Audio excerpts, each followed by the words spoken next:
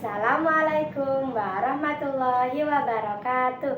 Hai teman-teman, perkenalkan namaku Dewi Amaliatul Mafiroh.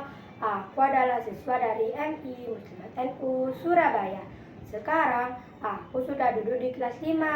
Nah, teman-teman dan Dewan Juri yang terhormat, hari ini izinkan saya bercerita tentang kisah Keong Emas dari Jawa Timur.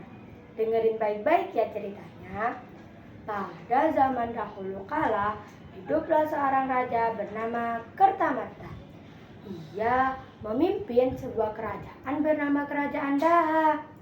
Raja mempunyai dua orang putri yang sangat cantik, bernama Candrakirana dan Dewi Galuh. Mereka hidup berbahagia dan serba berkecukupan. Suatu hari, seorang pangeran yang tampan dari kerajaan Kahuripan bernama Raden Inu Kartapati ingin melamar Candrakirana. Sang raja menerima lamaran tersebut. Namun, Dewi Galuh merasa iri sebab Dewi Galuh merasa lebih cocok dengan Raden Inu dibandingkan dengan Candrakirana. Dewi Galuh pun gelap mata dan meminta bantuan nenek sihir untuk mengubah Candrakirana menjadi keong emas. Tidak lama kemudian, Candrakirana berubah menjadi keong emas, lalu dibuang ke sungai. Di lain hari, seorang nenek baik mencari ikan di sungai. Tanpa disadarinya, keong emas tersangkut di jala nenek dan terbawa pulang. Keesokan harinya, nenek kembali ke sungai. Tapi malang nasibnya, tidak ada satupun ikan yang tertangkap. Sang nenek pulang dengan perasaan sedih dan lapar. Dan betapa kagetnya ketika dia pulang, sudah banyak makanan tersedia di meja makan. Sang nenek penasaran dan bertanya-tanya, siapa yang memasak makanan tersebut?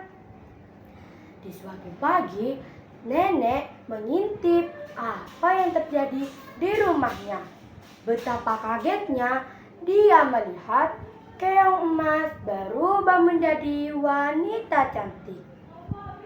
Sementara itu, Raden Inu yang mengetahui Candrakirana menghilang bergegas mencarinya. Di perjalanan, Raden Inu bertemu seorang nenek. Raden Inu menanyakan keberadaan Candrakirana. Sang nenek berpikir Candrakirana adalah keong emas yang berubah menjadi wanita cantik.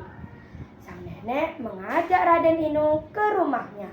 Sesampainya di rumah, pertemuan Raden Inu dan Candrakirana membuat kutukan dari nenek sihir menghilang. Raden Inu membawa Candrakirana kembali ke istana. Sesampainya di istana, Candrakirana menceritakan perbuatan Dewi Galuh pada raja. Raja memberikan hukuman yang setimpal. Dewi Galuh pun merasa takut dan melarikan diri ke hutan. Setelah kejadian itu, Raden Inu dan Candrakirana mengadakan pernikahan dengan pesta yang meriah. Dan mereka hidup berbahagia selamanya. Pesan moral dari cerita tersebut adalah kita tidak boleh bersikap iri terhadap seseorang. Dan kita harus ingat bahwa perbuatan jahat akan selalu kalah dengan perbuatan baik. Sekian cerita dari saya. Wassalamualaikum warahmatullahi wabarakatuh.